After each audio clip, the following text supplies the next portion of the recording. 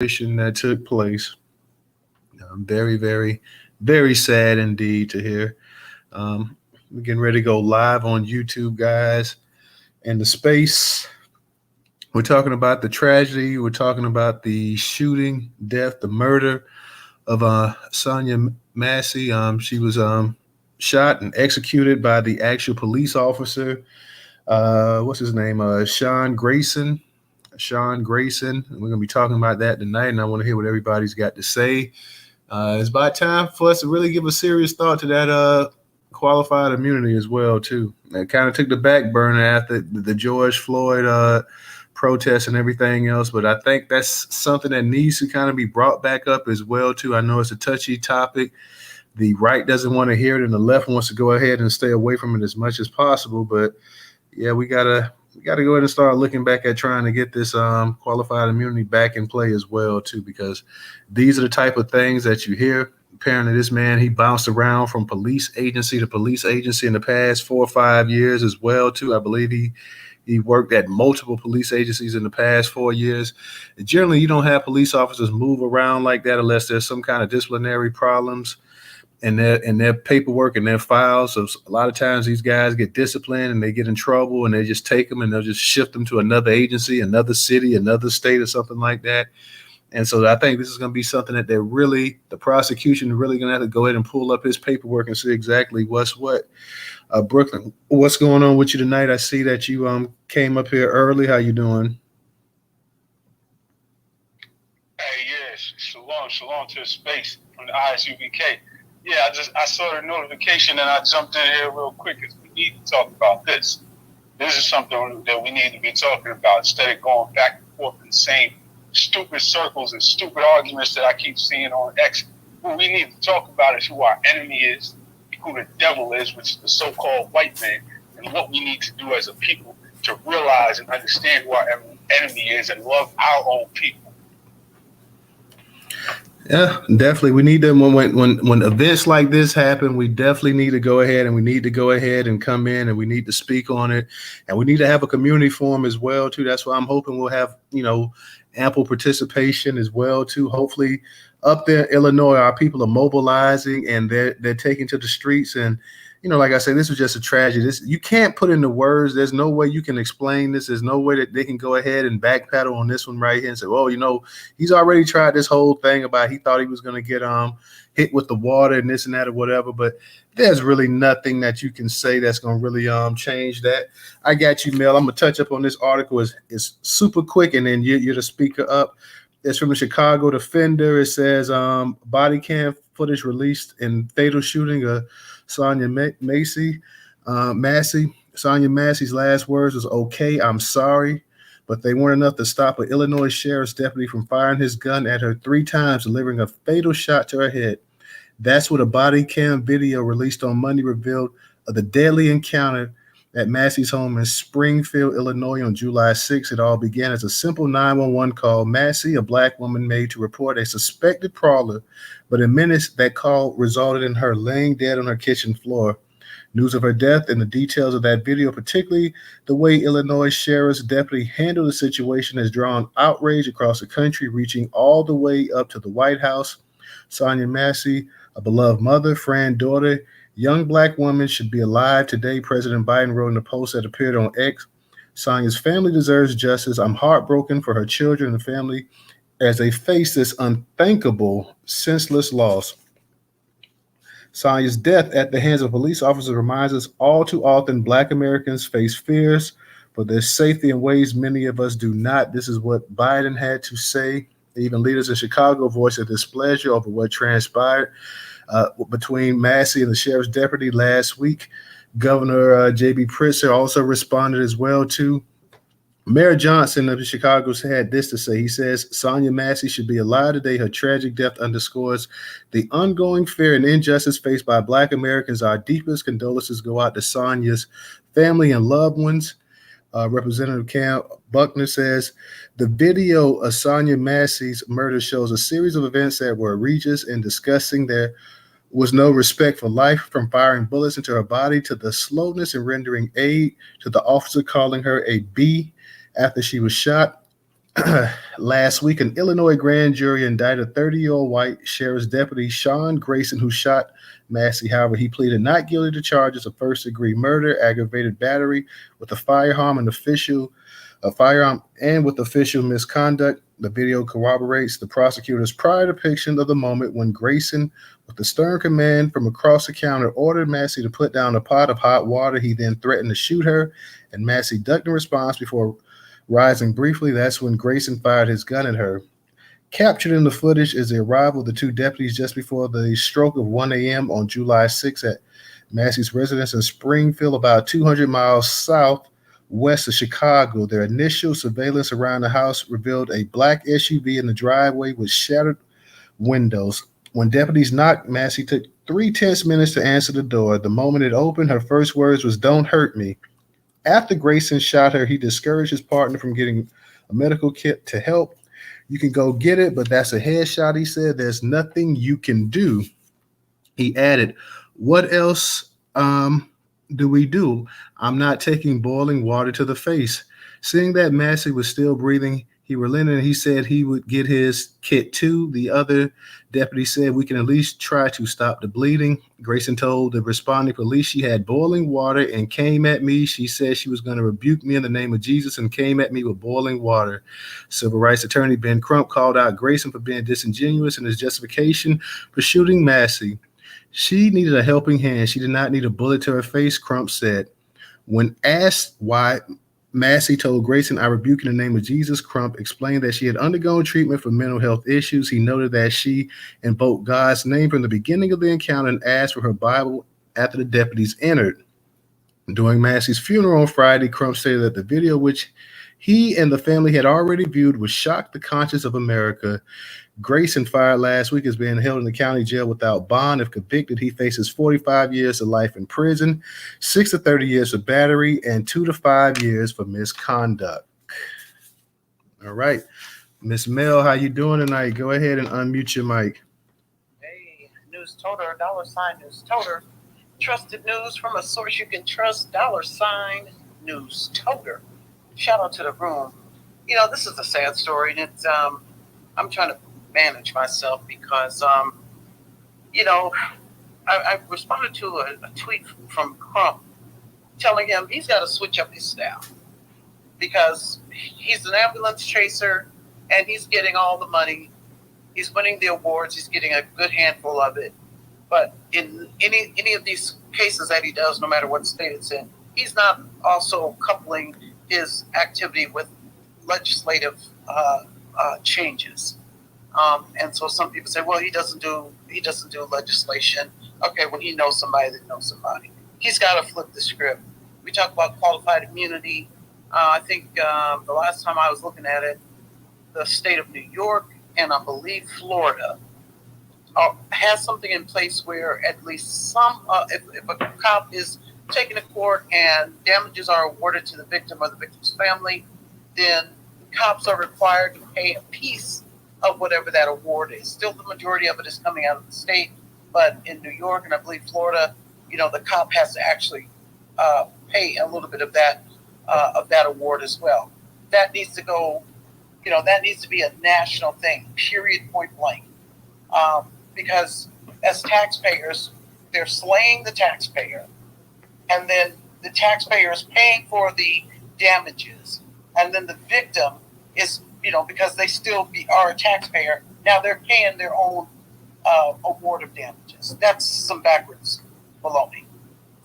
They also said that I did write an article on this and I put it in the Purple Pill, but they also said that initially these cops tried to say that the wound was self-inflicted, so they were actually going to try to take it like that. And then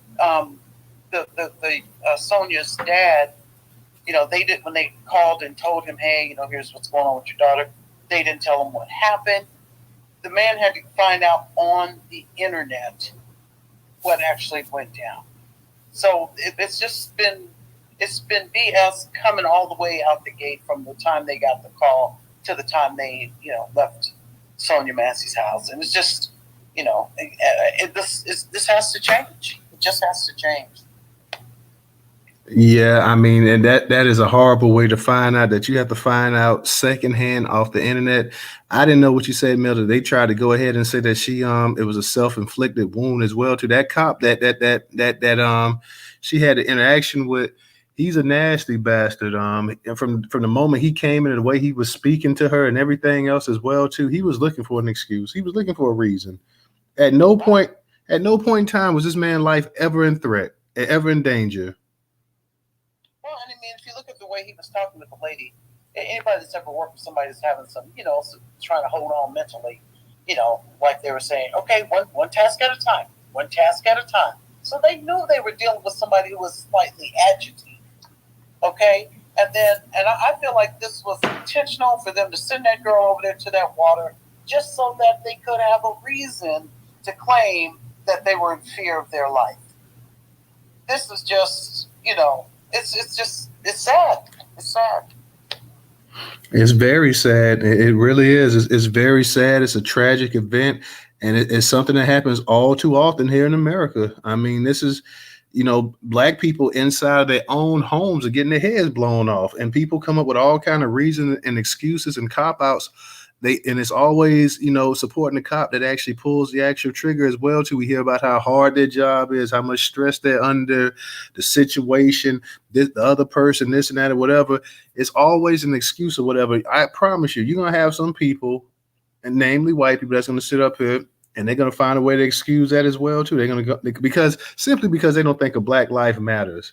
That's a simple fact. They'll come up here and they'll excuse exactly what this cop did, and they'll put it on this woman here. And she didn't respond to him, and she dipped down, and has she stayed still the entire time and kept eye contact with him. They'll come up with a million reasons on why this was a justifiable shooting right here, and it was not justifiable. And if the shoe was on the other foot, and if this was a white person and you saw footage like this that transpired, everybody in the world would be upset about it. So I can imagine the excuses, the lies, the cop outs, and everything else like that. Because even when George Floyd got killed, you got people sitting up here talking about the man had dope in his system and this and that or whatever. And my thing is, like, even if he did have dope in his system, what does that have to do with somebody cutting off his air supply? That doesn't have anything whatsoever to do with it. Let me go ahead and get to our professor. Professor, what's going on with you tonight? Yeah. What's up, Newstoter? This is a great topic, man. I'm glad that we are discussing this because we can add it on to the other trauma that we have seen in America over the years that continues to just pile up on us. And I love what the only male Cruz just had to say.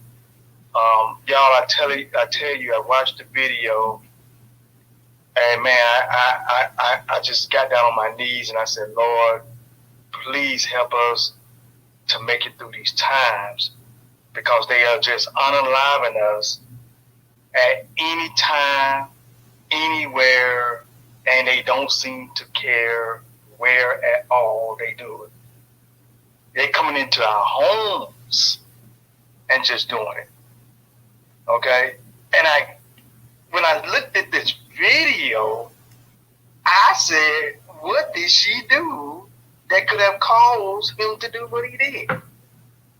See, you can't justify what he did, y'all. Look at the video. You can't justify it. But you'll have people, and you know what I'm talking about, that look like him, that will try to justify this. And you can't. It is so hard. Have you seen the discourse going on Twitter? But they're all justified. I know. And it's horrible to even see these comments that I hear.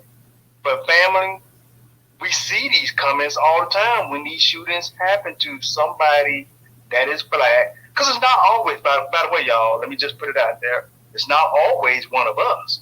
Because remember now, there's been shootings of the other blacks. And guess what? Those other blacks have found out, hey, look, when you come into America, you might end up dead for being black. So some of them understand that, and then these other ones out here, they don't understand. But this is very horrible, and it's traumatizing.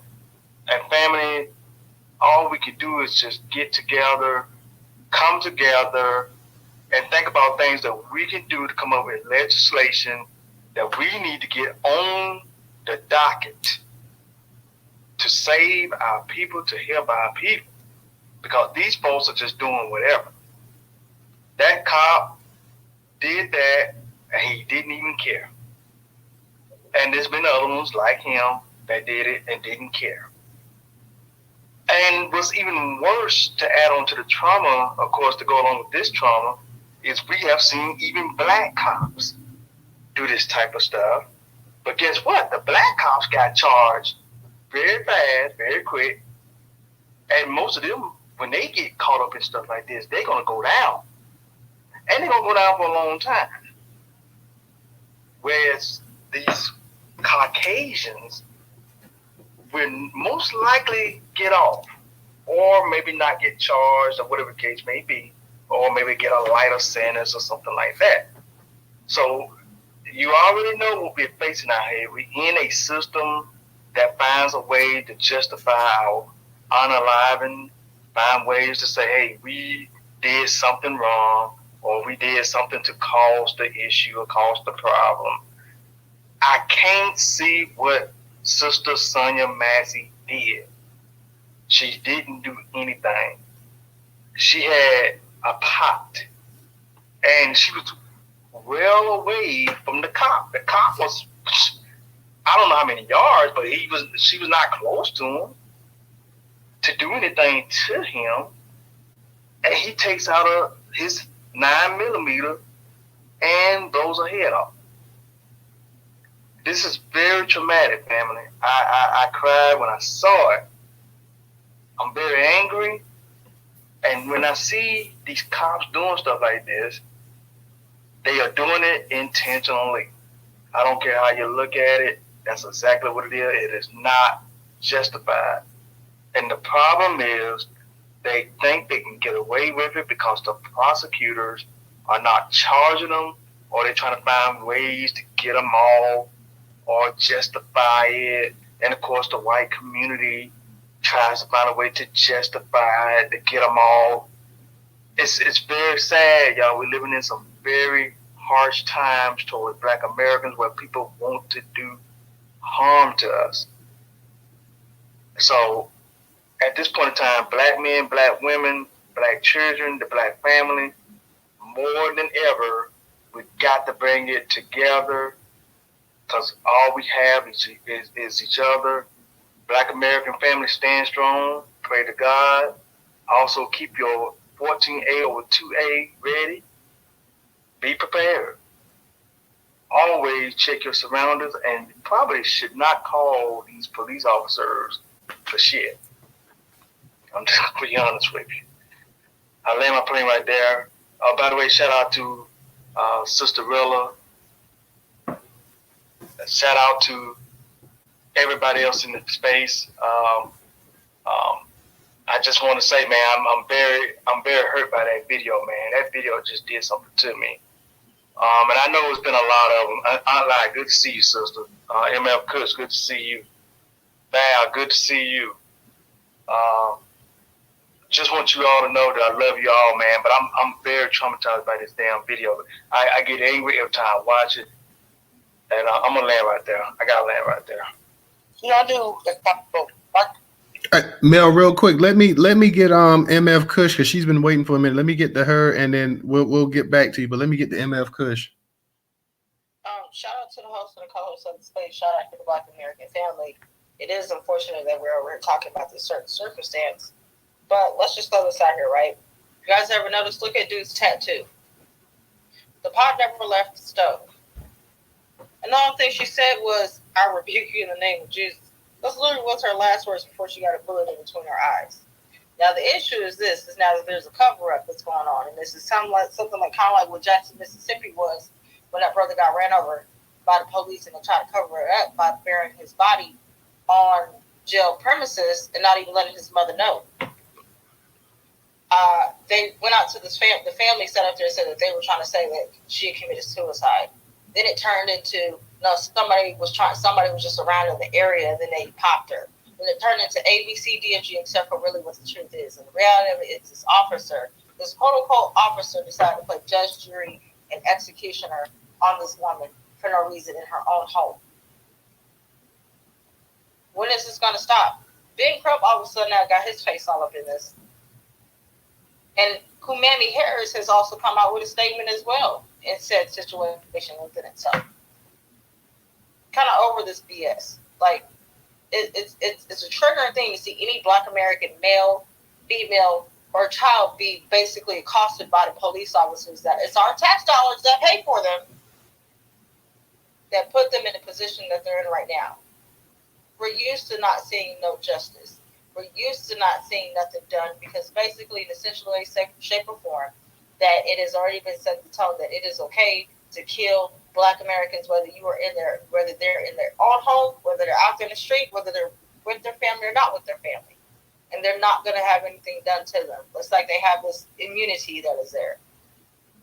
At some point in time, Black America does have to wake up and really think about what we're going to do in situations as such. That sister didn't need to die like that. She deserved better. We all deserve better.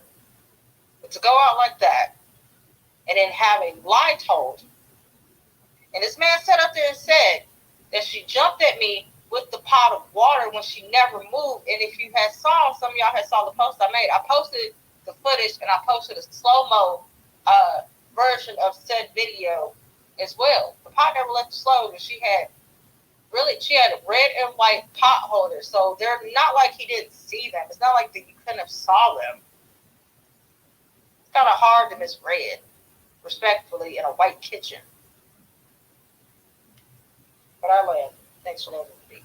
No problem. Thank you, MF. Yeah, the dude just set up. It's like he came in there. He had that on his mind. There's nothing that woman did that posed a imminent threat to his life, him or his partner, anything like that as well. To the tone, you could tell that you could imagine. Like I say, the man apparently he's been switched from department to department to department, and if he's getting switched around like that, there's something in his profile that he's had some disciplinary actions. I mean, and allegedly, nobody just a cop doesn't just keep just going from department to department like that. It's one thing if you moved out of town, out of state, or something like that, but yeah, I think if they really start to probe into his background right here, you're gonna start seeing some stuff that's some red flags that's gonna just kind of just pop up and whatnot. Mel, did you want to say something real quick before I got to the other speakers? Yeah, I did. I just want to say, first of all, shout out to Push. And I wanted to say that, Project 2025 plans on giving more leniency, more power, more ability to do what we just saw in that video. Problem. That's a red flag all over. And then the state attorney general in Illinois is, he's like, oh, this is horrendous. This is horrible. This is horrible. We're going to hear your mouth on this now, but what do you want to do? What proactive actions are you going to take to curb these rogue police officers? So I'll just land right there. Thank you. All right. Thank you, Mel. Let me get to, I'm going to get the Aunt line. I'm going to get to Ricky. Anybody else? Shout out to our people coming up in the space, guys. Make sure y'all go ahead and retweet this space out for me. Go ahead and retweet the space out. And we want to hear as many people as possible talking about this situation right here. I was wanting to do this space, and I felt the night was a good night to go ahead and do it. So hopefully we can get, we can have a nice dialogue about this and maybe even come up with some solutions. I'm not exactly sure what they're doing on the actual ground up there in Springfield, but I'm sure, this is kind of just gripped the entire nation. And I'm sure you got to have some activists out there as well, too, that's standing up for it as well. So let me go ahead and get the Aunt Lai. Aunt Lai, how you doing tonight? Peace, Black Power, and Reparations. I'm kind of emotional today. My nephew got out, so my nephew is home, and I'm excited about that. Congratulations. Congratulations. Thank you. The fight continues. But in regards to the situation, I'm arguing with somebody on Instagram about this as we speak. What people don't realize, and I wrote a book about this, and I detailed it specifically. The police in this situation did exactly what they are trained to do. The police in all the situations we've seen, George Floyd, Sandra Bland, Philando Castile, Tamir Rice, they are not confused about what they're doing to us. The only people who are confused is us because they keep doing it. So when we say that this is not their job, or we give them a pass, because I don't know about you, but it only takes somebody one time for them to pee on me and tell me it's rain for me to get the message. The police are doing to us what they are trained to do because they're not stopping. They are continuing full force ahead, regardless of who is in the office, whether it's a Democrat, whether it's a Republican, whether it's a black man, whether it's a black woman, whether it's a white man, whoever. This is what they're doing. This is their job. And until we hold them accountable and say, this is their job and we want to stop them and this is why we want to defund the police, they're going to keep getting away with it. We give them a pass and we give them cover when we say, this is not their job and this is isolated. How isolated is it? It's every time you turn around, it's happening. To how many different people and how many different jurisdictions? You can't tell me that Illinois, Wisconsin, it happened 2 times in 2023 in New Jersey. Like, they're continuing to do this to us. But then we are saying, no, that's not their job. Why isn't it? Why are they not being charged? Why, even if they are charged, you telling me what happened to George, if they get a slap on the wrist for 22 years for unaliving a person on camera, you get 22 years when we have black men who've been in prison 20, 30, 40, and you count the years that they've been in prison for crimes that they did not commit, and this man do this in uniform for all to see, then lie in the police report and say this person had a medical emergency. Like, I feel like we are confused. They are not. They understand the assignment. They are doing to us exactly what the Constitution allows. That is why Congress is not getting together and not passing any bills. That's why the police union are continuing to advocate for them to quote unquote have more training, even though these are supposedly the most trained and qualified people, the most trained profession there is. They are doing to us exactly what they are supposed to be doing to us. That's why they didn't stop. Anytime you have a product or a food or anything, there's a recall. They'll tell you, you're taking this medication, stop taking this medication. It's because we need severe reaction. You get a toy for a kid. These babies been getting injured. It's a recall. Every profession, you go to the doctor. Don't go to the doctor. This doctor was charged because he was unaliving people while he was performing whatever. In every other profession, you know what I mean? They're held accountable. This profession, miraculously, they don't get held accountable. And even when they do get held accountable, now the court's going to go. Then the court is going to decide what evidence is seen, what evidence is not seen. The court is going to decide how it's viewed, what his defense is. When I tell you, and when we start realizing, once you understand white supremacy, like Neely Fuller said, once you understand white supremacy, everything else makes sense. So it's a confusion while people thinking that they're not doing their job. They have never served and protected us. They have always treated us the way that they, whether it was sticking dogs in us or eating in restaurants. They have been consistent about their behavior towards us. The only thing that haven't changed is our behavior towards them, because they do their job. And they get away with it. Is we have to realize, wait a minute, their job is only to hurt and harm us. Why do we call them? We need to come up with some other solutions, because defunding the police is not a quote-unquote cool slogan. It's what needs to happen in order for our survival. We can't continue to have them unaliving us and say, oh, that wasn't his. How many of these officers have unalived how many people, and nothing has happened to them? But they were able to, they just hired the guy who unalived Tamir Rice in another police department. This guy was at 6 police departments in the 7-year period, but as a black woman, I was fired for holding them accountable for discrimination. We have to start realizing, waking up, this is their job. They're doing exactly to us what they have been trained and told to do, because it's not happening. And like somebody said, it's happening to other people. Not at the rate that it's happening to us. Because I believe I see New York, some NYPD was getting their butt kicked by some immigrants and nothing happened. But if they were black, please. Sean Bell was on the way to his wedding and got unalived for absolutely nothing. DJ Henry as well. So we just have to start waking up and realizing, and we have to start calling a spade, and start really saying what's happening. Because they're not confused about the police wherever you live, whether it's Buffalo, New York, Chicago, California, Illinois. They are consistently going after us and shooting to KILL. We are confused, saying, no, that's not their job. It was an accident. You know, it's we got to do something. We got to do something. But they doing what they supposed to do. That's why they keep doing it.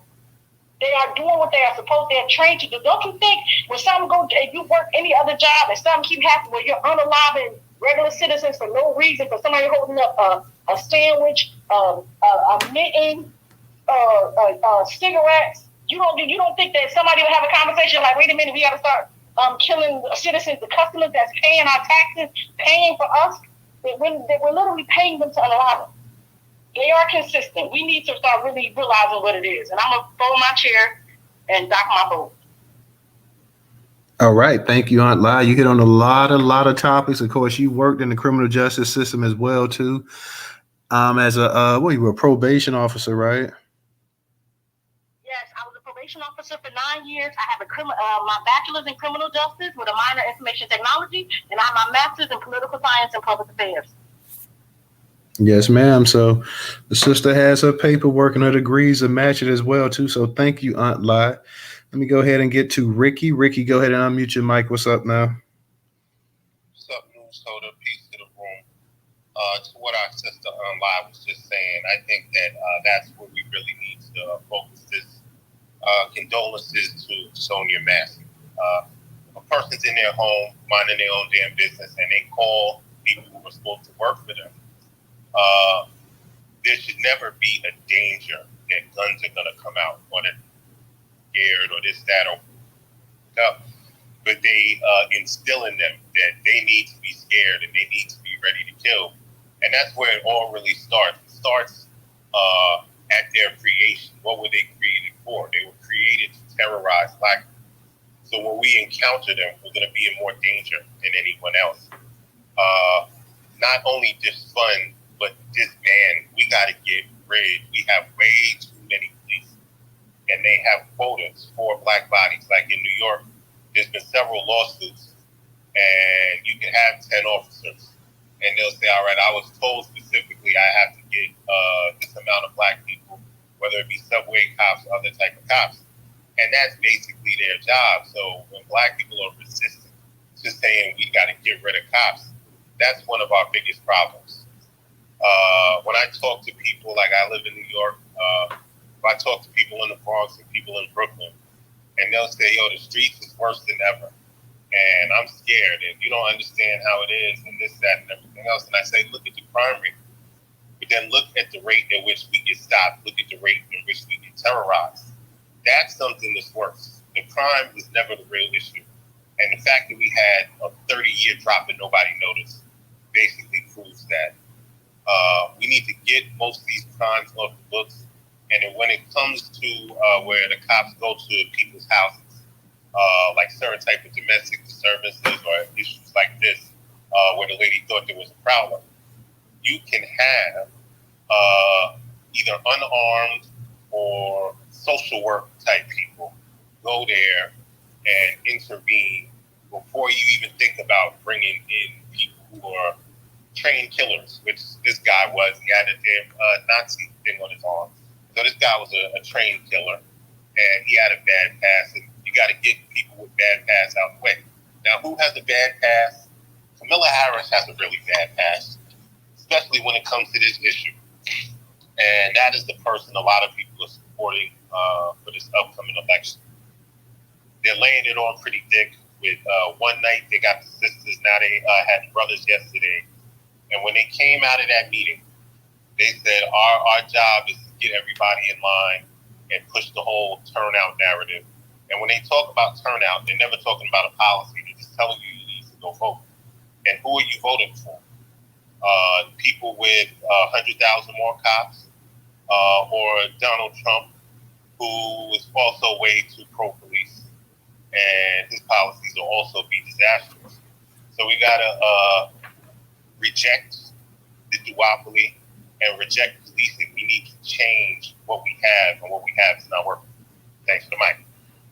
All right, thank you, Ricky. And to your point, you know, a few years back when the whole defund the police thing was starting to really pick up steam, you definitely had the Republicans that was outright against it, the conservatives saying, well, this is unpatriotic, this is anti-American.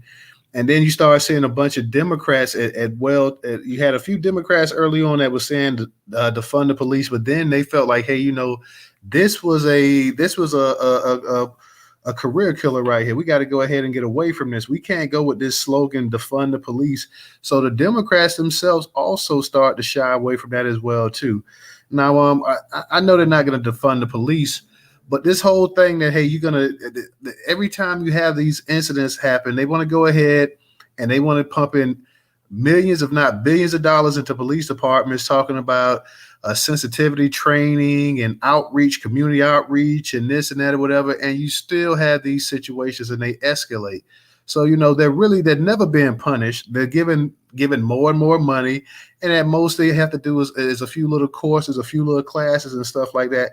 That's not beneficial to the community. So how much longer are you going to constantly go ahead and pump billions of dollars into police agencies for this type of outcome to continue to happen? I mean, I just can't see how this is beneficial to Black people at all. And Biden, he said in a statement about Black people and the things that they basically experience and this and that, whatever. Black people have been saying this forever. Black people always say about the situation with the cops and this and that and how they're police and everything else like that as well too. Democrats know this, Republicans know this, but they don't care. If the Democrats cared as much as they say they cared, they would have gone after qualified immunity. They'd be pumping this stuff out a lot more than what they claim that they're doing. So on that what you're talking about with Kamala Harris, they're going to go ahead and they're going to go ahead and they issue statements. They think by issuing statements and talking about how bad it is and this and that, and we need to do this. Well, what are you going to do? What are you going to do that's really tangible except talk? And except take taxpayer money and, like I say, and give more money to more cops for more training and this and that or whatever, this PR stuff. And it really, at the end of the day, doesn't do anything. It doesn't do anything whatsoever. It's not stopping the interaction between Black people and police one bit. So all you're doing is just going ahead, taking taxpayer money, giving it to police officers, and nothing is happening. These cops, for the most part, the vast majority of the time when you have shootings like this, they get off. And if they didn't have that body cam footage on right now, this dude, I doubt he would even be in jail, to be honest. If they didn't have that actual footage right there, they would have took his word, what he said, and that would have been it. They probably would end up planting some stuff on people and this and that would have been the end of the whole story right then. People go, oh yeah, well, she wasn't in her right mindset either. And she was high off of this and she was high off of that, and it wouldn't have mattered one bit, one iota. So, like I say, after a while, how much money just pumping it into the same system, the same tired, failed system, because the Democrats themselves say this as well too. Well, we're going to go ahead and we're going to do this and we're going to spend money on this project and community related things and this and that, and it doesn't help one iota. Let me go ahead and get to Cool Breeze, and then we got you, John Horn. Professor, I see you up here as well too. Shout out to everybody in the room, guys. Make sure you go ahead and tweet this space out tonight. Share it if you're on YouTube as well too, guys. Share it if you're on YouTube as well. Go ahead, Cool Breeze. You got it. I appreciate it, Newstoter. Another sad case. I watched the video, and my condolences go out to the family and everything. This is one of the reasons why I started what I started. I started my own private executive protection company, right? Where we can actually start policing our own communities and our own people. Not just police and protecting, more so. Because one of the things our brother, Tariq and YouTube Newstoter hit it, it's the police unions, right? Is the biggest thing of why some of these law enforcement race soldiers are not, for one, getting punished or getting life sentences. All right, that's just part of the system. I'm not going to even go into all that. This is why we see them getting life sentences or not getting punished, because these police unions are sitting out here keeping these race soldiers on law enforcement. We already know that law enforcement is infested with, or from the lowest to the highest, to the highest level of law enforcement for white supremacy. So one of the things is, that's why I started what I started, is we need to start protecting our own communities. because law enforcement, these agencies, these law enforcement departments, they react to. They're only getting paid to. Well, say not they're only getting paid, but they're one of the reasons they get paid is to react, right? To react to an event. Some of the things that we can that I'm doing with my company is actually creating a. Some states already do it. I don't know if they do it in states and they have crisis management systems where they send out private security companies and psychiatrists and medical professions if they're dealing with a someone with mental illness instead of law enforcement, right? So, but one of the things, like I said, we have to start taking things in our own hands because we're relying on them, for one, to protect our communities. And we see time after time of what's happening, of them, protecting our communities. They're coming in and they're basically right out killing us, using the law, basically. So that's why I started a private security company, because a lot of you go all around the United States, especially in these gated communities, you see private security companies that's actually, they don't have law enforcement in their communities. And if they do, that private security company is the buffer between law enforcement and that security company. So at the end of the day, where we can start redirecting the funds to Black-owned private security companies to actually start protecting our own communities. With that, I yield the mic. All right, thank you, appreciate you coming up here, Cool Breeze. Let me go ahead and get to John Horn. John, go ahead and unmute your mic. Hey, what's up, everybody? Yeah, man.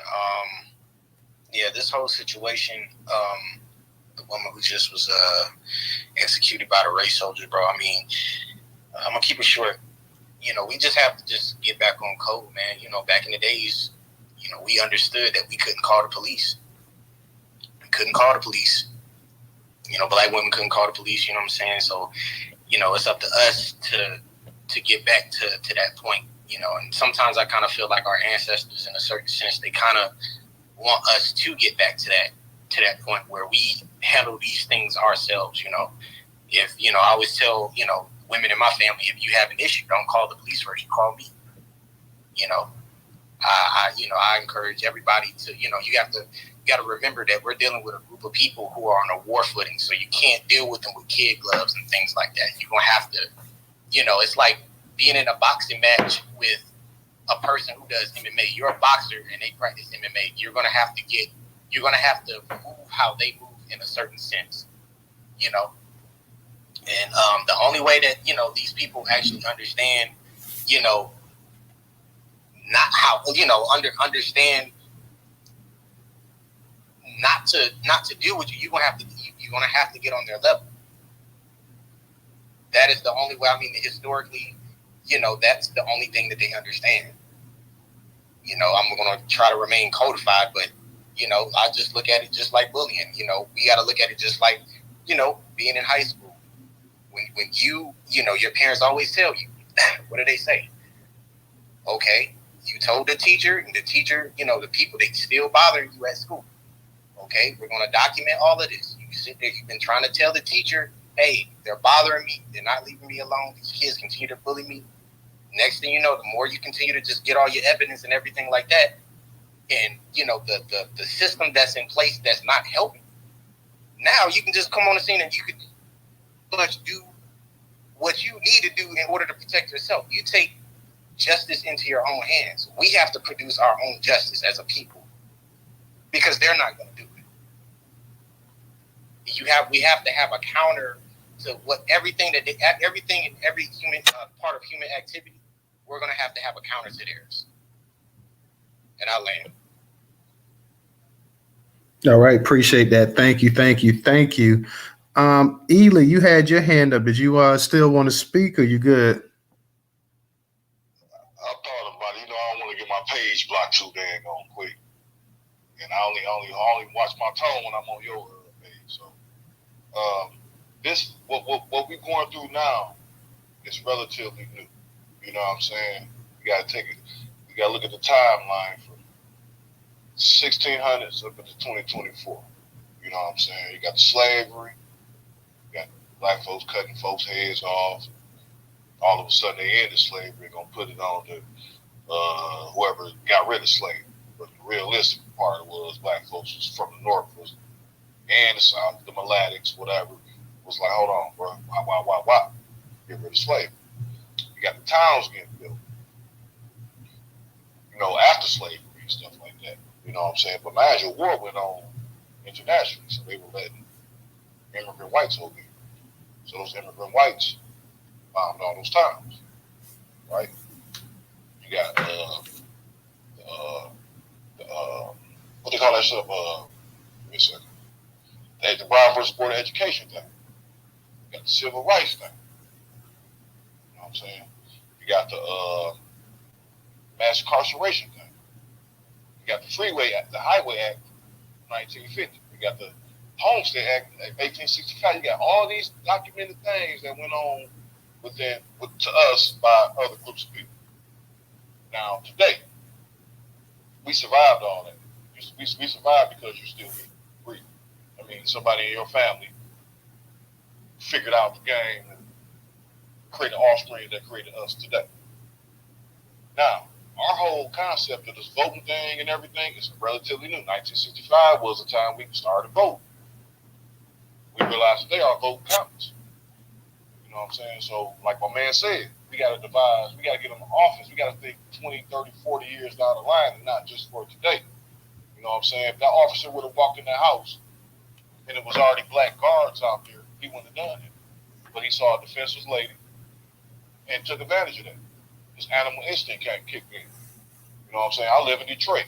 I witnessed a guy who got robbed by a cop walking to the police station right there on Plymouth and tried to kill that cop. Google it. You can pull it up on YouTube. You know what I'm saying? It has to be a change in everything. The Civil Rights Act didn't work. The integration thing didn't work. And the Brown versus Board of Education thing didn't work. You know what I'm saying? None of that worked. Our whole concept is built on, in their word, our whole way of thinking, our money, the way we eat, we living off them. Now with this reparations thing, our vote, the vote does matter. We should vote to give black folks reparations and separation if they want, because it's a democracy, right? What we're doing wrong is this: we're not asking them why are you doing this? Why are y'all bent on keeping us in the permanent underclass? Why? That's all we need. And you tell us why, then we're gonna say, okay, we against them. Until all of us trying to devise a ways to live in their system is crazy. You're gonna have to be like, hey, hold on, bro. Why are you doing this? You know what I'm saying? You want to keep us a permanent underclass? Okay, you can't do that. You know, we're gonna have to say no more. It's over with. You know what I'm saying? How many tipping points we had? George Floyd thing. You know what I'm saying? The Sandra Bland thing. You know what I'm saying? There's too many things that went on within the last 40 years. So our generation is supposed to be amped up right now. Right now, we're supposed to be amped up, totally separating from these people, keeping our $1.8 trillion we spend annually with these non-blacks within our own community. You're a small town, get the fuck out of it. Hey, don't drop any F-bombs, but go ahead. My fault. I'll be trying, man. You know what I'm saying? You're a small town, get the heck out of it. You know, it's just a redirection of our thought pattern now. We got a little more leeway than what they had 60 years ago. Take advantage of it. You know what I'm saying? Couldn't go to the libraries no less than 50 years ago.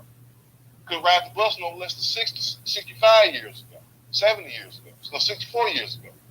So we got to take advantage of the situation of our leeway we had and stop coming at this shit like it has happened before. Hey, Ely, don't curse, but go ahead, man. Okay, nothing we're doing has happened before. Nothing. So there's no definitive way out of this. On far as like talking about it. We actually have to do it. We can say what we want, but it never happened before. So what experience are we going off? You know what I mean? That's about it. All right, appreciate that, Ely. Thank you for everybody in the space. Reminder: don't curse. We streaming this on YouTube. Please do not curse. Professor, you want to go ahead and anybody? I see my girl Rella. She came up here as well too. So you guys that want to speak. Matter of fact, I'll let Rella go ahead and speak. If you want to speak, if you come up here in the speaker section, just raise your hand and we will get to you. Go ahead, Rella.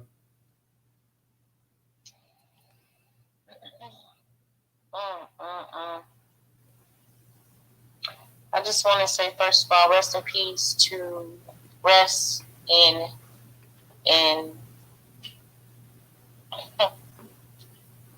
I want to say rest in peace to Sonya Massey.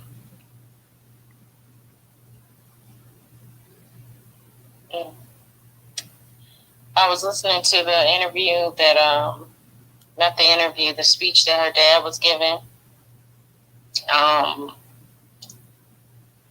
Her family has the same last name as family members that are close to me. So we were reaching out to figure out if we were related to them.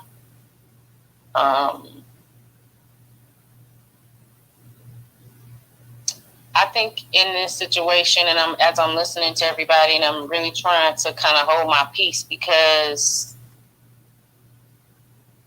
this is not the first. This is not the first of someone, doing this to us. And just to see how graceful that Sonya Massey was in the video, it's like she was gliding in her own home. She was just, she needed she called for help because someone was, had broken her car windows outside, and then that's what the issue was. And then you listen to the video from top to bottom, from the time the police officers arrived to her door. It took her a minute to come to the door. And the cop goes, "I hope she's not dead inside." Sean Grayson. And the other cop said, "Wait." He said, "Huh?" He said, "Well, I hope not." And in the moment he gets inside, his energy is off, right? Off. They never asked, "Are you the only one home?" Or, did anyone ever come inside your home? Or that, never ensued. And they wanted her ID. They wanted her to find her ID, and they were giving her multiple commands. I'm dissecting this video as I'm watching it. Multiple commands at one time. And then, of course, the pot of boiling water was going off. So then he said, "Why don't you go ahead and, cut the boiling water off so we don't have a fire?" And she goes, "Okay." And she glides into the kitchen, she was soft, peaceful. Her energy wasn't combative or anything. You could tell she felt off and wasn't comfortable with him. And then, she jokingly made the comment, after she took the pot off the stove and set it on the sink. And the other cop started walking back towards her bedroom. And then that's when she says, "Where are you going?" And the cop was like, "Oh, I'm just backing up. I don't want to get scolded." And she goes, "I rebuke you in the name of Jesus," jokingly. And he says,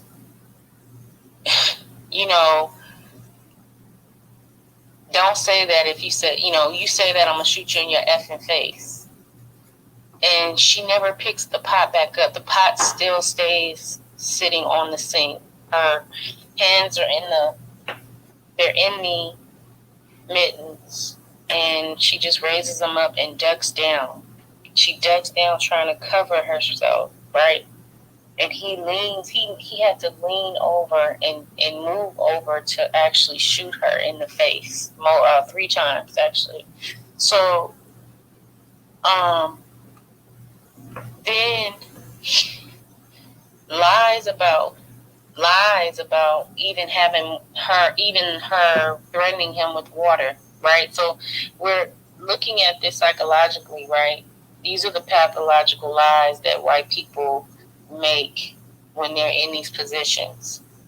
And now, it's all these other officers are there. They're all white or others. And he walks outside, and one of the guys asks him, "Are you all right?" He goes, "Yeah, man, she's just a crazy bitch." I'm sorry, Newstoter, for cussing, but that's what he said. I know he said it, but I kind of, when I read it, I kind of bleeped that part out. But go ahead, brother. Sorry, bleep. She's a crazy bleep. And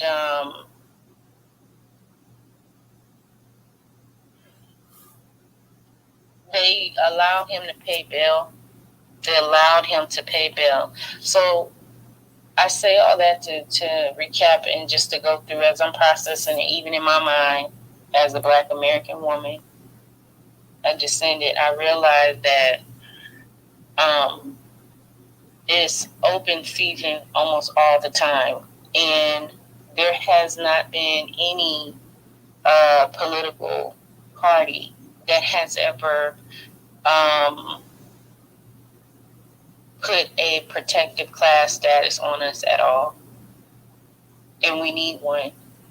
None of them have that language in their bills. As a matter of fact, Trump taught in Agenda 47 giving amnesty, full amnesty actually, to police officers who commit police brutality or violence against people. Mainly, it would be us. To give them full amnesty that's to me an act of war. That is an act of humanitarian war in the highest order, and I can't see someone ignoring that in his policy, right? Kamala's agenda or the Democratic agenda does not have any type of bills that are crafted right now from the House or the Senate championing protection for us right now. I know, I think Nettie had sent me something. We had a discussion about this earlier. She sent me something that talked about how the Supreme Court is supposedly taking another look and giving the power back to the House for Congress to actually come up with a bill that actually would actually grant protection. They're playing political fodder with us while we're being held hostage by our government, and we need to start making noise. We need to be a little louder, a little bit more vocal, a little bit more active about the things that are happening to us. We need state power. We need to find ways to become more collective and around each other now more than ever.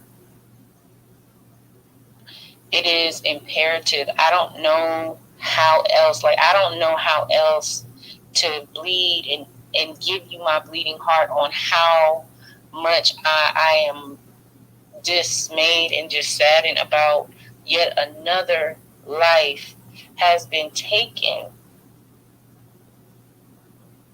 And no one seems to care. Those young boys in Tennessee that were accosted on the street, imagine if all them white men decided to just scoop them up and do something to them, and the police allowed it, because they allowed them to be verbally abused, verbally accosted, hate crime left and right, and they were smirking, almost as if like they were lauding in hearing young black boys degraded in such a horrible way. There is no intentional protection that white police officers are willing to give Black Americans at all, and they should not be able to canvass or work in our communities if they don't live there. They should not be able to be around us if they are associated or known to be associated with these incels, sleeper cells, neo-Nazi groups. They should not. The moment they find out, the moment they recognize that they have identifying markers on their bodies with ink or any type of language, how they wear their hair, the way they talk, their ideology, immediately their bond should be stripped. They should not be able to own a weapon. They should be literally not be able to work in police department of any kind.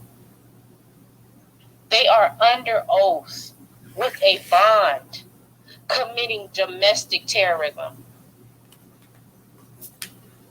freely.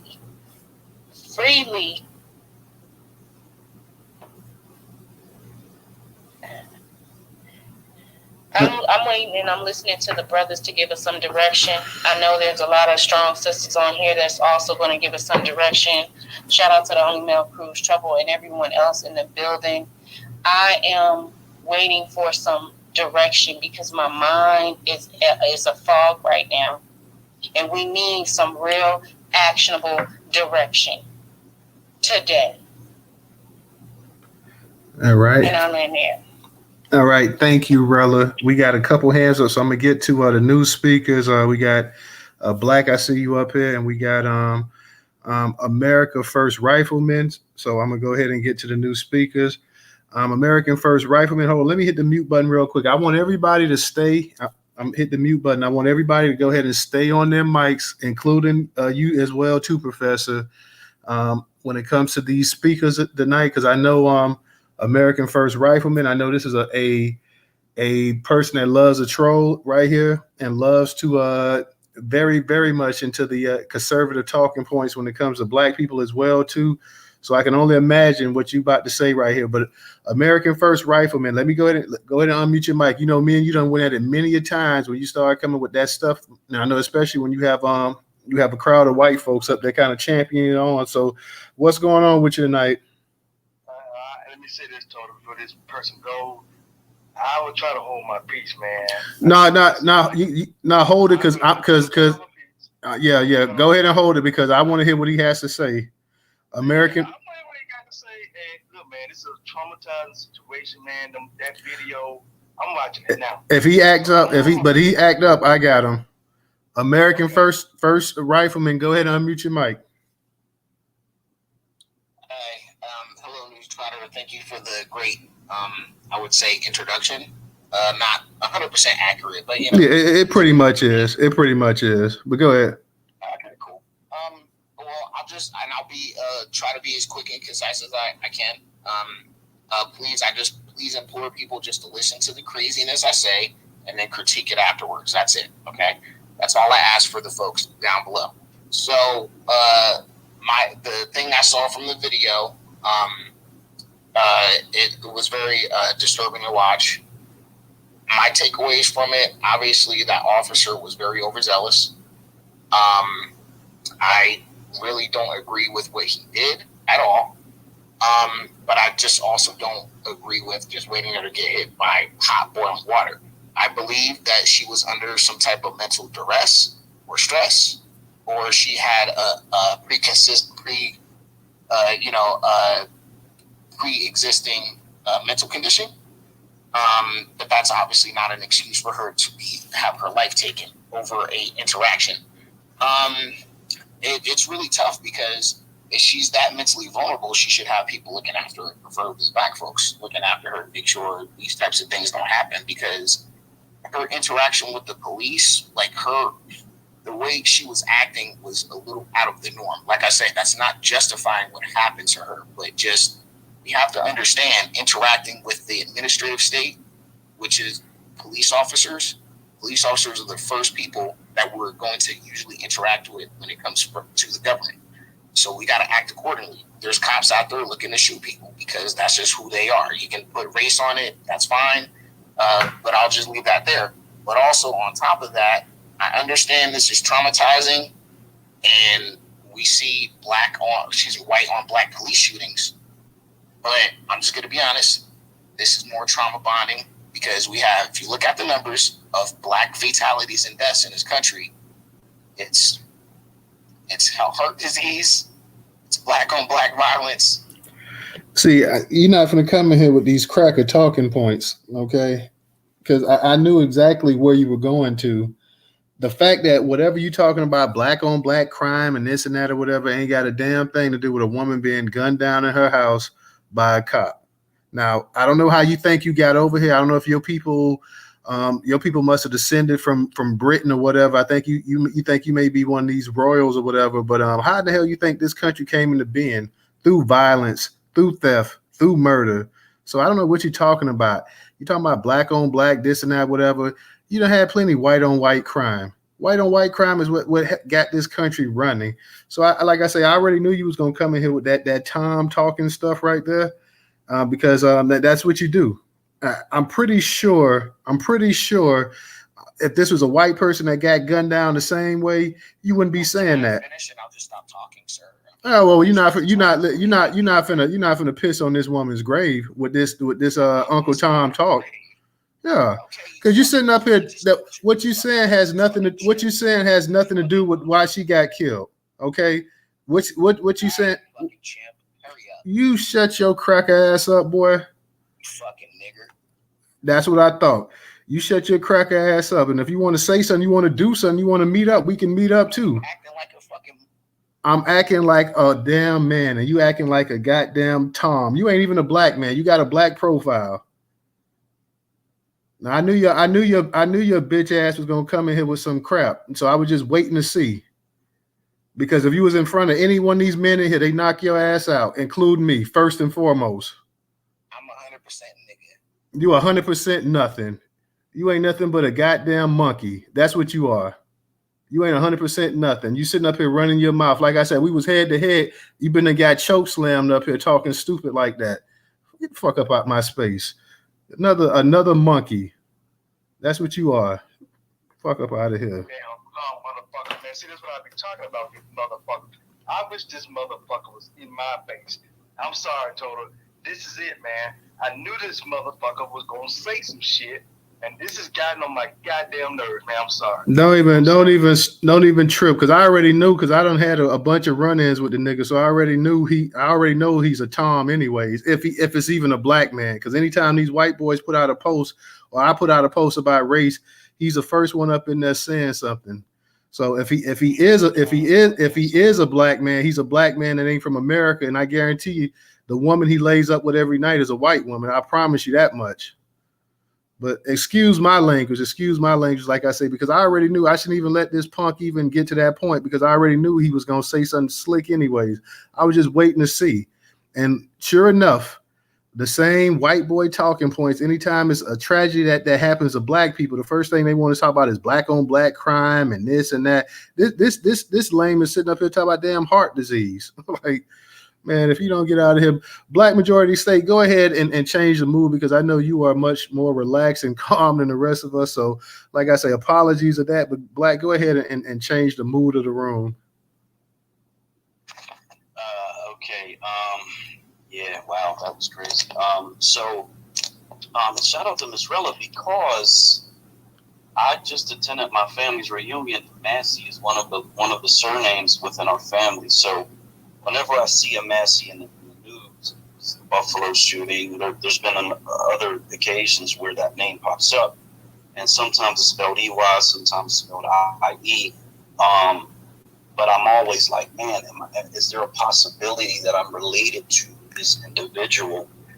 It wasn't spoken upon during our family get together over 2 days over the weekend, but you know, as it is, we all came out of the southeastern United States, and 6 million migrated over a period of time, and so it's very possible, even if the last names don't match, that there is some connection somewhere within our lineage. But I can't watch these videos anymore. I do share them for the sake of people getting the information, but I do not watch them. Miss Rella's description of it is probably the most information I've gotten about it. And to hear her essentially convict the spirit of a demon, and then the demon lash out like an exorcism was occurring, and then the only thing that they know how to do is lash out with violence, is really, you know, for me, just kind of confirmation of who these people really truly are when it comes down to dehumanizing our people, not seeing us as humans or whatever they are, and not being at an equal footing with them, because we all know, and I hate that people say this, but if that was an elder white woman, they would have treated her as if that was a relative versus an enemy combatant. And that's the problem, and that's a structural problem, but it's also a genetic, inhumane problem that, unfortunately, I know when these things happen, federal, the desire for federal protection pops up. The problem is, as much as we try to really hone in on this and make it very, very clear, right now, Biden put out a statement, the White House put out a statement, this Indian Jamaican immigrant put out a statement about this. There's really very little, if anything at all, the federal government can do to prevent that from occurring. The thing that I was, because I've had conversations with different people about this, put it up as a deterrent, it doesn't work, because hate crimes is already on legislation. And shout out to Ms. Rella again. She sent me, I think it was the Department of Justice, hate crimes, different designations. They're already there. They just don't apply them. I think even in that, and this was a government a website where they said a high number don't even get reported. So you have a situation where there's already things on the book. They're not going to enforce them. And the people like this demon who initiated this action would never report that they're doing hate crimes against the people. And then if the people do try to report it, quote unquote, it could get lost in a, this information could just basically disappear in the process.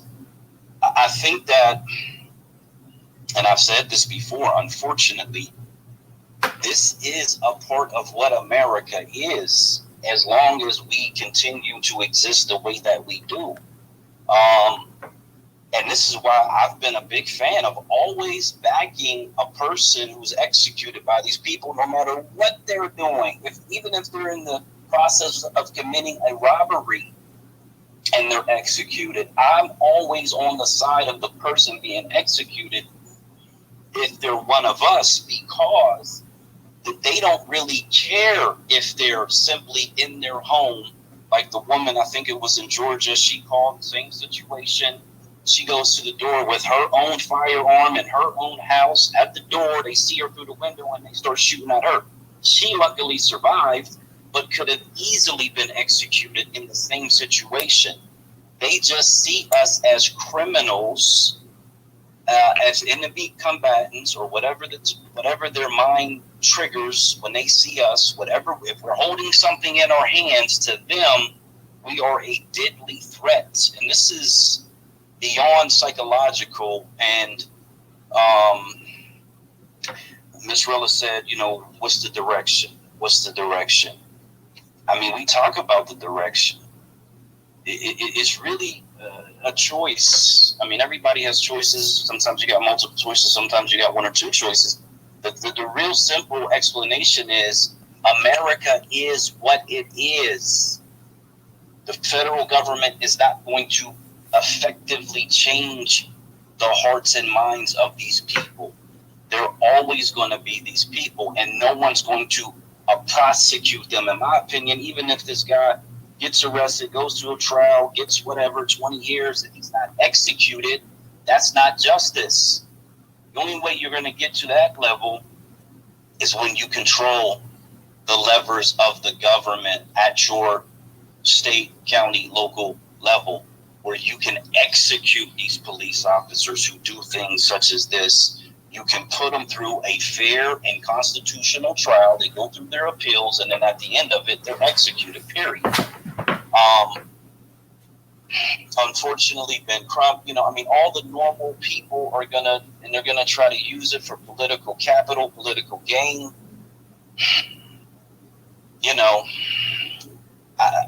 Oh God, it's a repetitive cycle, unfortunately. If anybody else has a solution that they think will actually work with all these different layers while we're scattered across the country with no actual political power, very little economic power, and no authority, please let me know. All right, thank you, Black. Let me give a shout out to Cognitive. Let me give a shout out to Cognitive and EHZ for their contribution on Cash App. Let me go ahead and get to Cool Breeze. I see you got your hand back up, so we'll go ahead and we'll work it back to you as well too. So Cool Breeze, go ahead and unmute your mic. Appreciate it, fam. I'm down. Be quick so that others. There's a lot of things to unpack here. Because this is one of the things that, like I said before, that's why I started a private security company, to unpack on some of the solutions, right? But one of the things we have to understand, just like brother, God is good. You know what I'm saying? Brother Black and know. It goes into jurisdictions, right? Understanding that these police departments have contracts with municipalities, with your local, state, federal governments, right? And it gets kind of, not getting kind of deep into it, but you can, the community, one of the solutions is not only hiring private security, black-owned private security companies, but especially particularly the men in the community, we can actually start, doing our neighborhood watch, because whether you're a law enforcement officer or a civilian, right, you have the right to defend yourself, right, and you make that determination when your life is at danger, right. So with that said, we can start protecting. You must be in the Matrix. Yeah, you're in the Matrix, Cool Breeze. Hey, Cool, can you hear me? Because you're in the Matrix. Yeah. Hey, Cool Breeze, you're in the Matrix, bro. Yeah, you're in the Matrix. All right, I dropped down, come back up. All right. While you doing that, go ahead and get to Rella. Rella, go ahead and unmute your mic. Anybody else that wants to speak? Brooklyn, I see you back up here. If you want to speak, Brother Moku, I see you up here. Just raise your hand so we can know if you guys want to speak, and we'll go ahead and we'll get to you. Go ahead, Rella.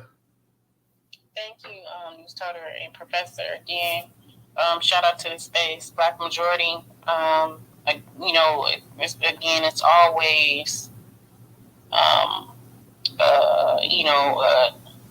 a beeline point to focus in on. We need state power. It takes me back to, even with having state power, Black men are going to have to become the police officers. They're giving people impunity to use weapons. Why not get into the business of going ahead and being able to utilize your weapons to protect the community? And if that is the line side of how we're able to do that, that is a larger conversation that people are going to have as we're talking about even Black state migration, because we are in a soft World War III, or as they wanted to have it. They've always wanted to have it. We just didn't want to participate. And it's time to participate. So, when you tap people for so long and you eventually don't get a response, they can't be mad when they get a response, because they were warned to leave us alone. They chose not to. So at the end of the day, again, it takes me back to, Black men and women have shown that they can get together, do a clarion call, raise millions of dollars, and also talk about ways to get people into a position where they are stable, as long as you're working as a collective. If you're working as an individual or a lone wolf, you're out in the open and it's not going to work. It's not. So we have to really, really make strides to really have these hard conversations with each other and figure out a way to create underground railroads, I guess, of communication or economic lanes of shopping with each other, starving these people out and hitting them where it hurts the most. It is overly past the time of doing multiple things at one time. We need to push the pedal to the metal because they don't take us serious. They take us as a joke. And again, yes, Kamala Harris made a statement, as she should, as a vice president. And a statement has come out of Biden's camp. I'm not sure how much it actually came from him, but it has come out. Trump has not made a statement. I think Robert F. Kennedy made a statement. Say that again, Allah. I didn't hear you, hon. Somebody said that he made a statement and said that the man was doing his job. Okay. So I'm gonna tell you what. Hell could freeze over. Trump could be on fire with his toupee. I wouldn't piss on him. I don't care if you're a Trumper or not. My father said, you call a spade a spade. I'll never give the devil the keys to roll over me just because I don't like the enemy next to me. The enemy of my enemy is my enemy. And if you ain't rocking like that, then you need to check yourself. We are the people. We have the power to protect ourselves when we want to. We have the power to raise and rise up when we want to. And it's time that you do. If you come in here sounding like that dude that was just in here, I had to shed a tear because I'm listening to him talk to people that I care deeply about. And we only on the damn phone. Because the rage in me wants to do something so deviant that his family would never see him again. I'm telling you, it is imperative that we protect one another. If that ever happens in real time, somebody has to be pushing somebody's stuff in. It cannot happen again. It cannot. That is it's dishonorable on so many levels. Even when you hear it from the coons and the people who want to sympathize and want the likes from other communities, as if they have ever busted skin to the white meat for our benefit. Let me tell you something. That can't happen again. That thing that came up in it can't happen again. That woman lost her life, and he had the audacity to say that she had mental issues. There was nothing mentally wrong with her. There was never any mental calls called to her house. And even if she had medical episodes, that is not, like, it's almost like you want to give an out. I seen another post of somebody actually trying to give an out to the police officer by saying that she was a schizophrenic. Who told you that? Where did you get that from, first of all? And why would you want to spread that? Because, again, that is what white supremacy does. It demonizes our image, right? It heightens our image in a way that causes us to be savages, right? That's what those guys were doing to those young kids. They're savages. While they're calling them racial slurs, they're also making sure to desensitize themselves and not look at them as young children. So I say, give them what they are asking, because they keep coming and calling it from us, and that's what they want. Some people say, violence is not the answer. Well, violence begets violence, yes. Live by the sword, die by the sword, yes.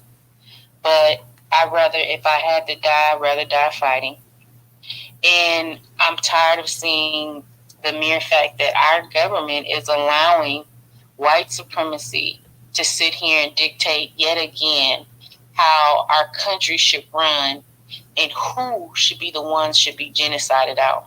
While we already know that they're not having any more babies. They're not having enough children to sustain themselves. So let's oblige them because that's what they want. We'll help you on your way. So I believe in women getting your CCW, taking some combat training if you have to. If you need to, start getting in shape. Some of y'all, let's get your bodies in order so you'll be able to run when you need to run. You can sustain yourself if you have to fight. You understand how to protect yourself at all times when you're in and out of buildings, walking in and out of somewhere.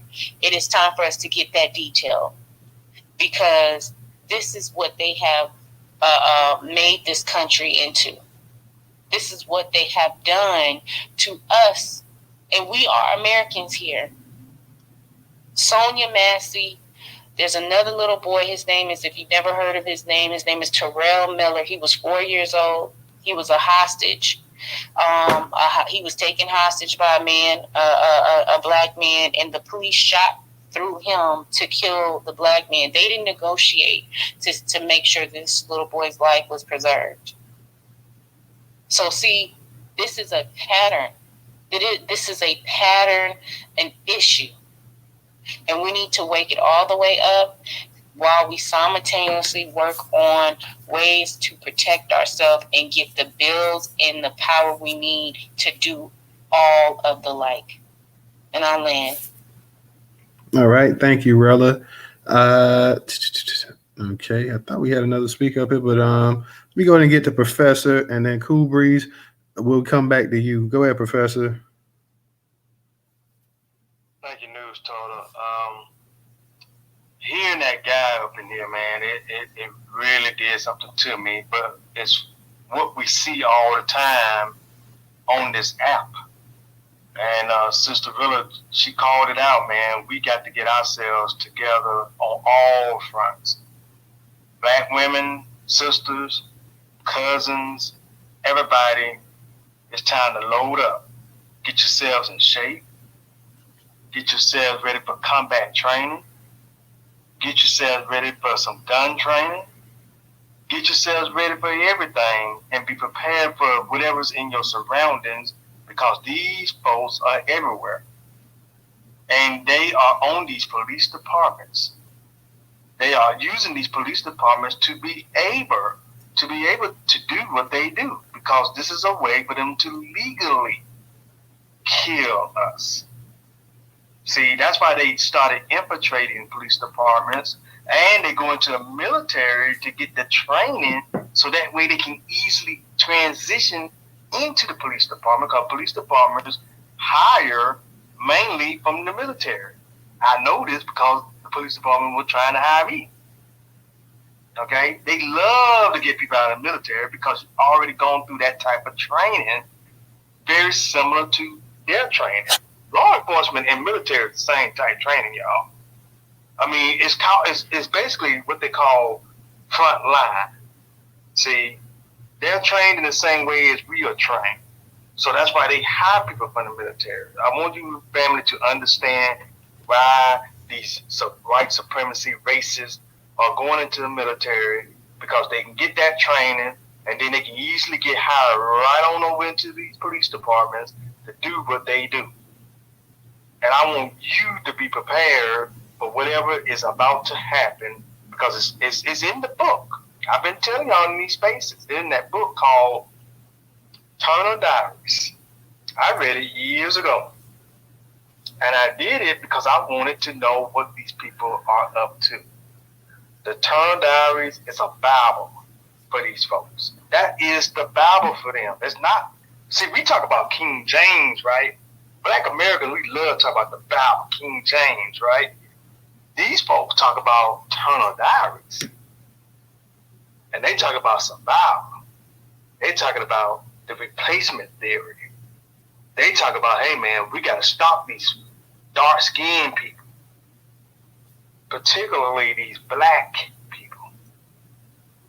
See, because they want America to only be for them. And they're willing to do whatever it takes to take everybody out that's not like them. Okay? If you don't remember what happened back in 1995, when they blew up that federal building in Oklahoma, you better go back and look at that video. Because that was one of the guys that was about that Turner Diary. He read that book over and over and over again, which is how he came up with the mastermind framework to do what he did. Because it's in that book about blowing up federal buildings. This is the kind of action that these folks are on. This is the kind of action these folks are on. I want you to understand what we're dealing with out here. Rilla said it, and she is 100. Get yourselves in training, get yourselves ready, get your body up and pumping. Because, man, this is not going away. We in the fight of our lives, man. We in the fight of our lives, baby. And I'm going to tell you something. Ladies, I'm here for you to help you to train. Same with my brothers. I'm here to help you train because we all need to be trying to help each other to train, get ready. But we don't know where these folks are, but they are willing to attack you at all costs, and they don't care. So that's all I wanted to say. As I was sitting back listening to that idiot that came up in here and said what he said. See, we got folks like that love to come up in our spaces to do that type of stuff, say that kind of stuff to us. See, when they saying stuff like that to us, that tells you their frame of mind is, we don't see you as human. We see you exactly how that guy said it right there. You're a chimp. You're a monkey. You're a nigger. He said all three. If you sit back and listen to him, that means he don't see you as human. That's exactly what they're telling you. I don't know what it's going to take for our people to see this. These folks don't like you, no matter how much you may sit down and kiss their ass or whatever, smile at them or whatever you're trying to do. That's including like these coon Negroes, leaders that be all up in their spaces, laughing and trying to bow down to them like Tim Scott and all of them. They gonna kill his blue gum ass nigga's ass too. Excuse my friend, but they gonna kill him too. If they saw him somewhere, they'd get him too. Blue gum Negroes like him. Okay? Jim Clyburn. That's right. All those type of Negroes that been selling their people out. Clarence Thomas. They don't care about him. They'll use him to do what he does to damage our people. But I tell you what, they'll sure get rid of his ass too. Blue gum, Uncle Tom, Negroes just like that, and Candace Owens, another. See, these sellouts like that right there, they're selling their people out. They don't understand these white supremacy folks don't care about them neither. They would take them out too. I'm gonna land right there. All right, thank you, Professor Company. I said you were up here before, but you dropped down. I'm gonna go ahead and let you speak. Cool Breeze, I'll get back to you. Go ahead and unmute your mic. Yeah, I was having difficulties on my computer, so I switched over to my phone. Can you hear me? Yeah, we can hear you. Yeah. Okay, good. Okay, man, this is a lot because, we need to start acting like people that, we once wasn't before, and some of us, we've been prepared for it, but we never did it. We never been in it. So getting into it, I can see how some people, it can be quite frustrating, But what these people do, these demons, these devils, we know what they are. They make laws for their pedophiles, their killers, their murderers. They always have somebody that's willing to do a job that somebody isn't going to do. So, when you're talking about like a ruthless people, you know, and you're trying to destroy your enemy. You need people that don't really think in a way that most people do. You know, they have their set of killers, they have their set of rapers, they have their you know, people that's willing to kill women and children and all this other stuff. This is why, you know, they make laws that let out these, you know, they're pedophiles. They make laws that let out, you know, these murderers and all the other stuff, because they want to keep them. They want to keep them in society because they use them. Now, we as a black people, we don't do that. We oust our people that, you know, commit certain crimes that, you know, we usually wouldn't do ourselves. Our pedophiles and stuff like that, we let them, we kick them out of the community. They no longer belong to us or anything. They can't claim our lineage or anything. We act like they're not there. Same thing with, you know, abusers and all that stuff. These people are not like that. They keep the abusers around. They keep their killers around. They keep their rapers around, because if the majority of them ain't going to do it, they need people that are going to do those things to their enemies and the people that they don't like. So, you know, we're dealing with the mindset that, you know, I mean, it's hard fighting the devil. You know, we're not like that. But, you know, we all know that we got God on our side. Them officers inside of this murder case was not in danger. You know, they were standing plenty far enough. Like, you know, if I was in that situation and I was standing at the distance and somebody's holding a hot pot of water, like, I wouldn't feel threatened. But for some reason, these people do. They're scared of everything. You know, a twig moves or something, it just frightens them. But, you know, the guy wasn't in danger. We saw the reaction when she rebuked him, because, I mean, we all seen the video. Like, as soon the officer tells her about the pot of water, she goes over there, and then all of a sudden, like, I don't know if it's just me, but if all of a sudden, like, I'm going to do something regular, like just, oh, let me turn off this water and stuff, and then the officer starts ducking behind the wall and like, hey, what are you doing? You know, that's some weird shit. I would rebuke his ass too, doing some weird shit. Why are you acting like that? You know, after, there's a pot of water that's boiling. It's about to burn over.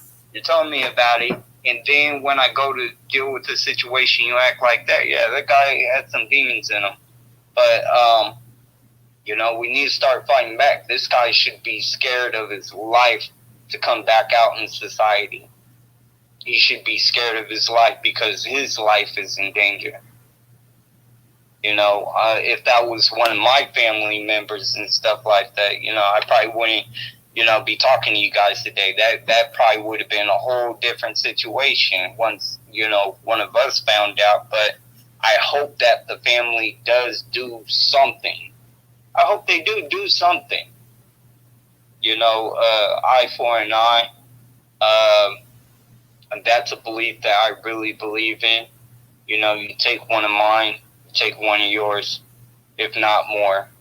That's all I got to say. You know, I just can't stand these people that come in here and they side.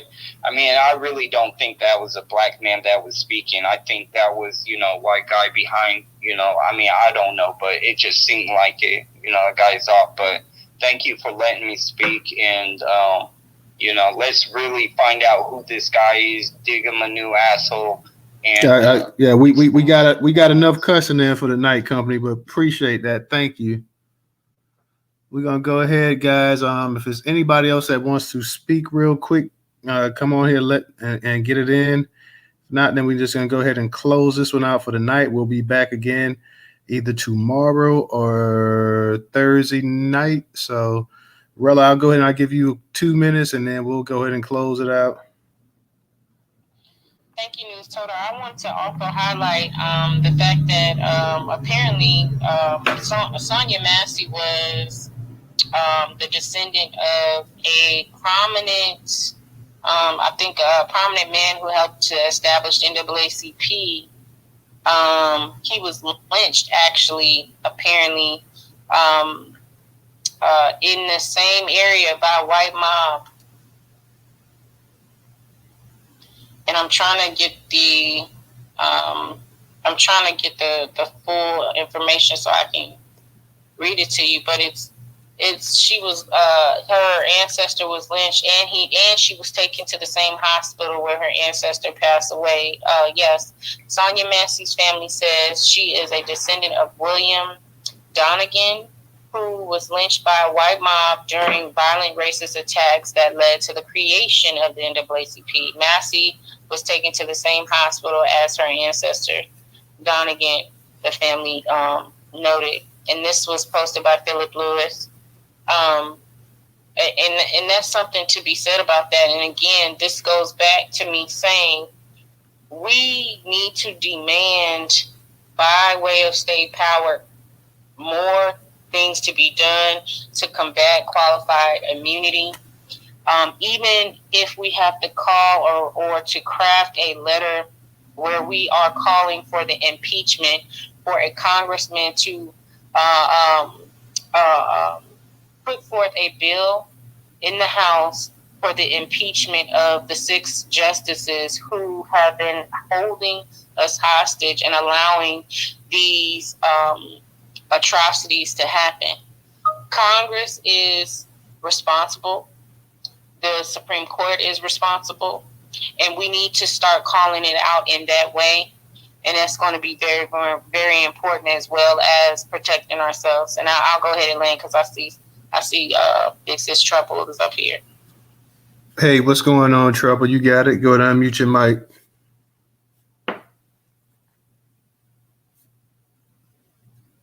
You hear Trouble? I don't know, Trouble. Is she in the Matrix? Hey, I'm sorry. I'm in traffic. Can you hear me? Yeah, we can hear you. All right, cool, because I'm out here in the sticks. So, shout out to you, Newstoter. Shout out to the Black family in the room. I came into space late, so I'm pretty sure everything that I wanted to say has already been said. So I would just like to add that this isn't something that we can vote our way out of.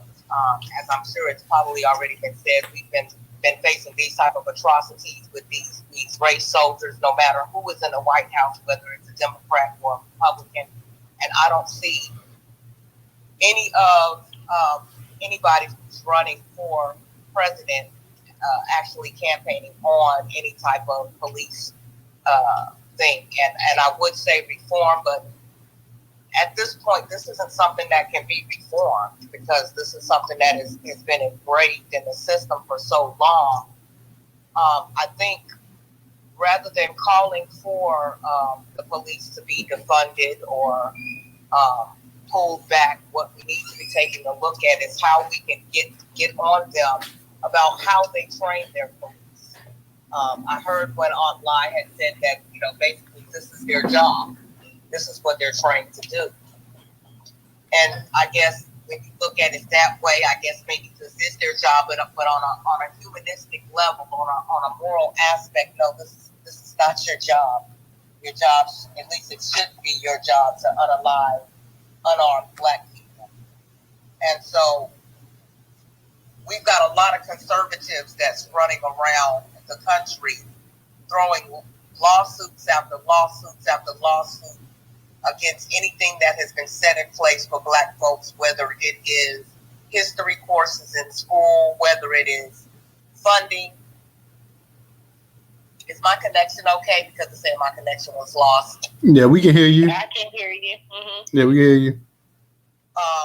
Whether it has been fundings from Black groups that target Black women or just Black people, period.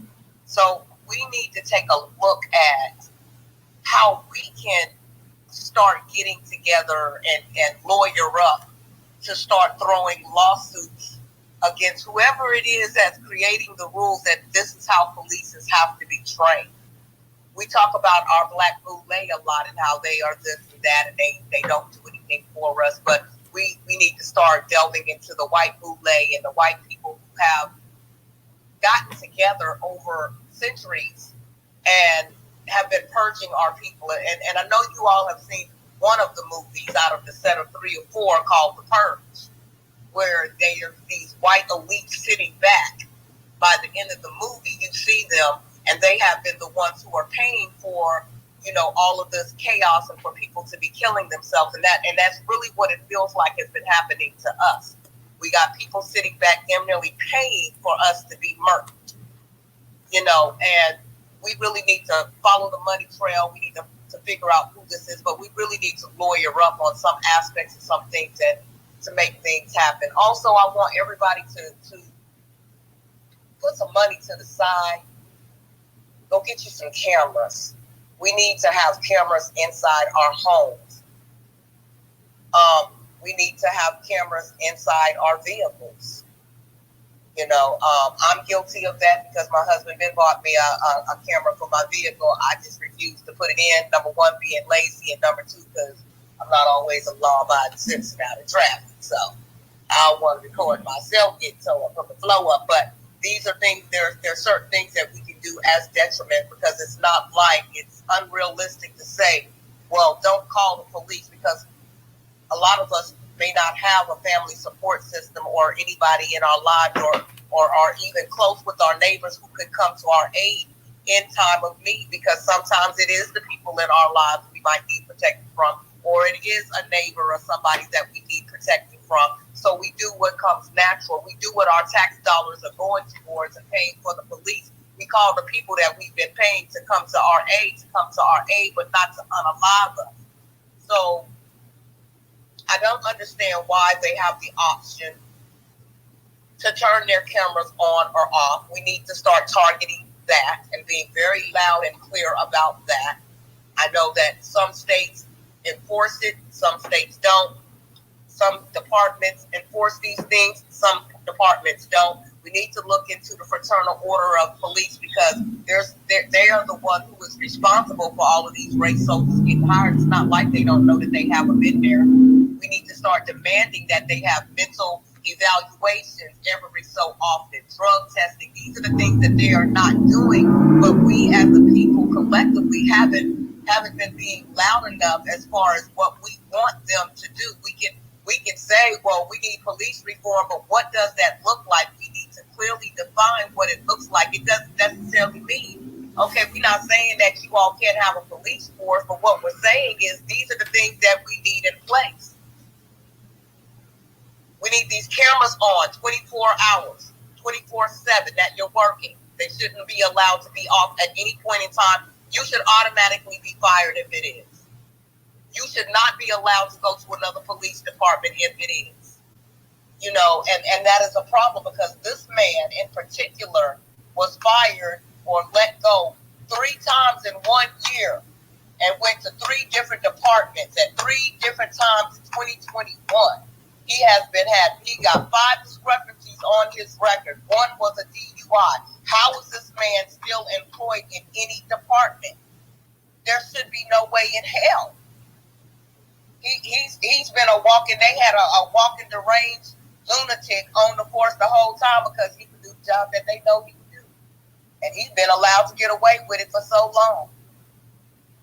I don't know about y'all, but I'm tired. I almost posted something today, but I knew it would have got my account snatched because this is definitely an act of war. This is definitely an act of war. And we need to start treating things like this as such. These are acts of war. But we need to be war ready.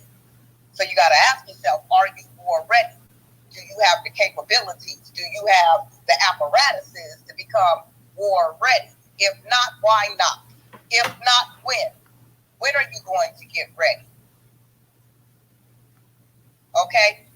It's time out to cut out the foolishness. I dipped in somebody's face briefly earlier today and was quickly annoyed because they want to turn this into a conspiracy theory. Oh, the Democrats killed this woman on purpose because they want to start a race war. No, y'all been having race war. Y'all been having civil war trending for the last year and a half. Damn nearly every day, civil war is trending. Y'all been looking for anything. So no, it isn't the Democrats that had this woman killed so that they could start a race war. These things happen when it's not an election year. So you can't use that for your freaky little conspiracy of the Democrats, the big bad Democrats is doing this because they want war. They want us to, no, you all want a race war. You didn't want it for a long time. George Floyd wasn't enough. Sandra Bland wasn't enough. Tatiana wasn't enough. Philandro wasn't enough.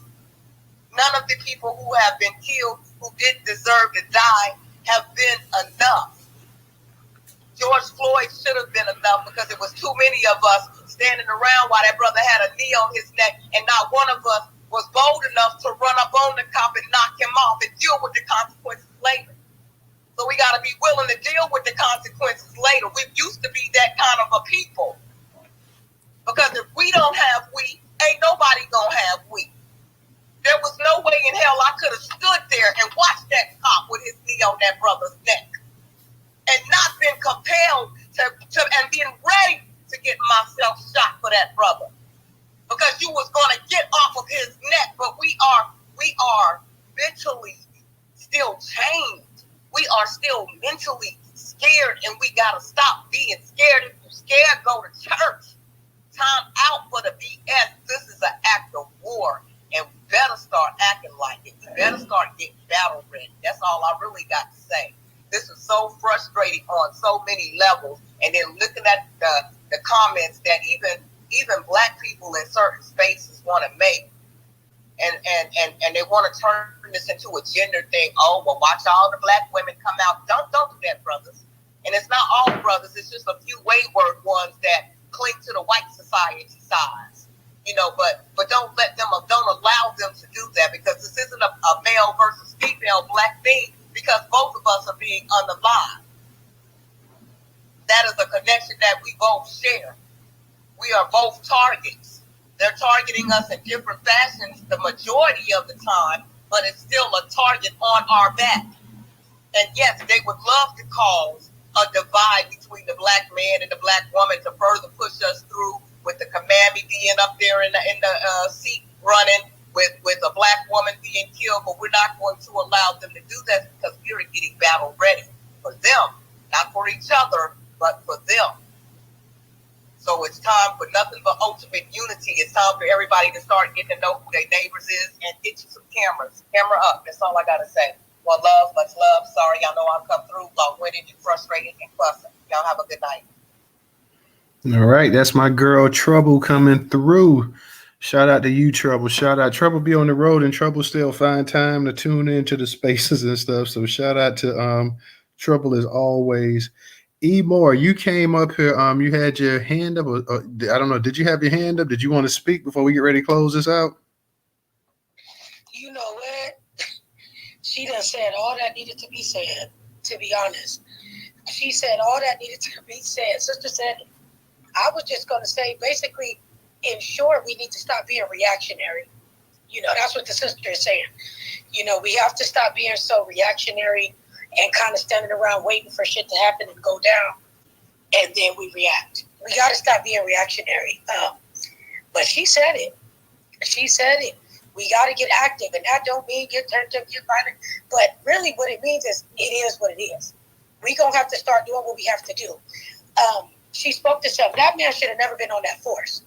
You know what I'm saying? We got to get active as a community in our respective places. I'm out here in Southern California. I'm out here in SoCal, about 45 minutes away from LA. We have to start tapping into our power. We have power. We have to start tapping in. I'm in the field of education.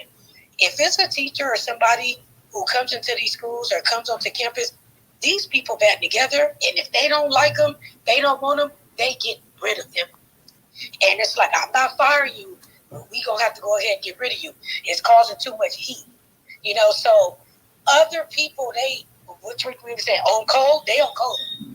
They make sure to get rid of who they don't want. in the mix. And so we do have to stop being so reactionary and kind of sitting around waiting for shit to happen, and then we react. So they said I've been watching the news on the that he went for 6 different jobs or 6 different posts in 4 years. You know, that should have been something that we kind of could have got together and said, who is this trash y'all letting up in here? He ain't here to serve and protect. Who is this trash? This is final stop on the train. No, we're not doing that. So just everything the sister said, I really ain't got much to say, but I agree. Here, you know, we do have to stop being so reactionary, and we need to tap into our power because we do have power. And if we get together and make some noise, rooms will shake. I don't know if we're scared of power. I don't know if we're not used to power, but we do have to tap in, get on code, and stop being so goddamn reactionary. And so that's all I really wanted to say. All right. Thank you. On that note, that's a perfect way to go ahead and end the space for tonight, guys. We will be back either tomorrow or Thursday night, or maybe even Sunday. I'm not entirely sure, but thank everybody for coming out to the space tonight. We will see you guys. Be safe. Have a good night. Peace.